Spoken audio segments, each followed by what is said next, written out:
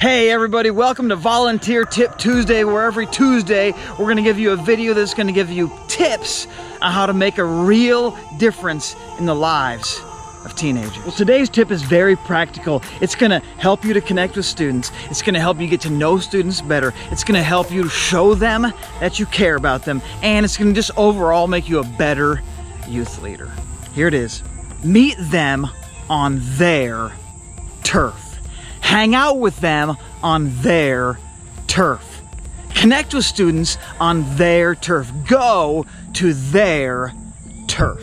So going on their turf is really just about going to the places that are native for them, that are natural for them, the places that they normally hang out in their native everyday life. So for many students, this is at school, or this is at home, or this is for some of them on a sports court or a field or in theater or at a place where they work, or figure out the places where students normally hang out in their normal everyday life and go to those places.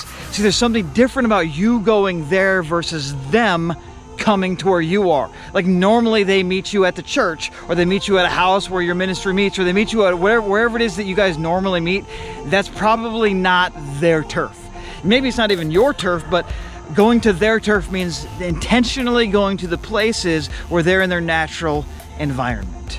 On Friday night, I took my boys to the high school football game here in our town, and I was reminded that this is a great place to go on students' turf. I mean, I'm telling you, if you don't normally do this, you should do it, because the football player's there. Maybe you're like, well, my student's not a football player. Well, the cheerleaders are there. You're like, maybe my student's not a cheerleader. Well, the whole marching band is there. Maybe you're like, none of my kids are in marching band. Well, the whole crowd is there. And so what I've discovered is that between the crowd and the marching band and the players and the cheerleaders and all that, it's many schools, almost half of the school's population is at the Friday night football games. And maybe you're like, I don't even do high school, I do middle school. Tons of middle schoolers are there, and they're just hanging out. Most of them aren't even watching the game, they're hanging out. And so let me encourage you, as we go into the fall is a great time to go to high school football games. It's just one idea, one option. You don't have to do it, but it might be a great place where you could show up on their turf. So maybe your students are the type who they would never go to a high school football game. That's okay. Find out where they hang out and go there. Adam, how do I find out? Well, first, the easiest way is just ask them, hey, where do you normally hang out? Or where do people from your school normally hang out? Get to know them enough to figure out where their turf is, and then figure out how you can go and meet them there. I'm telling you, this will be a huge win for you. You'll learn stuff about them. You see them in their natural environment, not in the church setting, but in their world, and that's hugely insightful and valuable. It will show them that you care in a new and a different way than you've already shown them that you care. I'm filming today at the middle school soccer field because for some students, going to their turf might mean going to the soccer field, or it might mean going to the basketball court.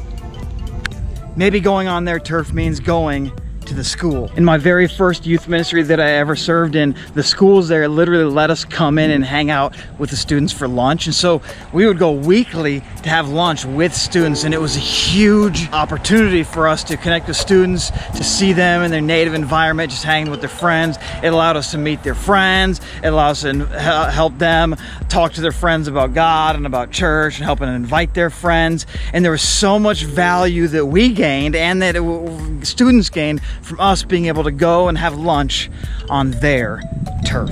Now, I get it. Maybe you're like, Adam, I have a real job. I can't go and meet kids at their school for lunch, and if I could, the school wouldn't let me go and do it. I get it. Maybe you can't go to a school lunch. Maybe you can't go to a football game, but you can find some way to meet students on their turf. Maybe that means literally going to their turf and going to the high school football game. Maybe their turf is the local ice cream shop. If you live in Caledonia, Michigan, it is. This ice cream shop behind me, every day after school, fills up with middle school kids. Great place to go on their turf if you're in Caledonia. Maybe their turf is the local coffee shop. Or maybe it's not. Be careful, because like the local coffee shop is my turf, but it's not necessarily the turf of many of my students. But talk to your students, find out if it's their turf, and go there. Or maybe it's social media, which you can do from anywhere. Or maybe their turf is simply their house. Or maybe it's not. I don't know what it is. Maybe it's none of those places. Maybe you need to go to their work. Maybe you need to go and meet them on an online video gaming place. Maybe you need to go play Pokemon Go with them. Wait, is that even still a thing? I don't know. The point is, talk to your students. Maybe it's the movie theater. Maybe it's some other theater. I don't know. Maybe it's the park. Back in my day, it was the local skate park. The point is, I want to encourage you to figure out how this semester, how you're going to meet your students on their turf. And then go and do it. You're gonna get to know your students better. You're gonna show them that you care in a new and a significant way, and it's gonna help you to make more of a difference in their lives for eternity. Hey, thanks for tuning in today for Volunteer Tip Tuesdays. We'll see you next week.